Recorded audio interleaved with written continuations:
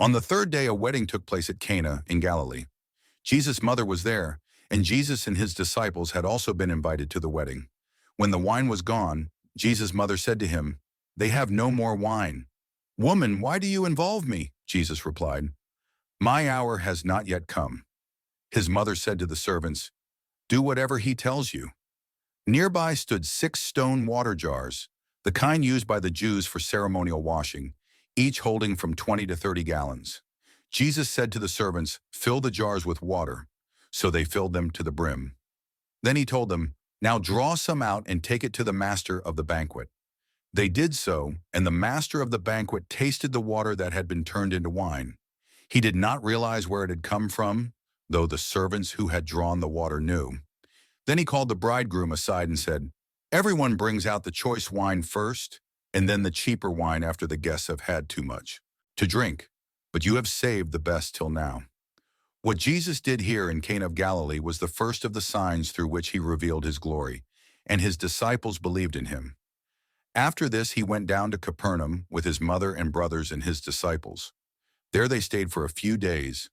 When it was almost time for the Jewish Passover, Jesus went up to Jerusalem. In the temple courts, he found people selling cattle, sheep, and doves, and others sitting at tables exchanging money. So he made a whip out of cords and drove all from the temple courts, both sheep and cattle. He scattered the coins of the money changers and overturned their tables. To those who sold doves, he said, "Get these out of here. Stop turning my Father's house into a market." His disciples remembered that it is written, "Zeal for your house will consume me." The Jews then responded to him, "What sign can you show us to prove your authority to do all this?" Jesus answered them, "Destroy this temple, and I will raise it again in 3 days." When they replied, "It has taken 46 years to build this temple, and you are going to raise it in 3 days?" But the temple he had spoken of was his body. After he was raised from the dead, his disciples recalled what he had said. Then they believed the scripture and the words that Jesus had spoken.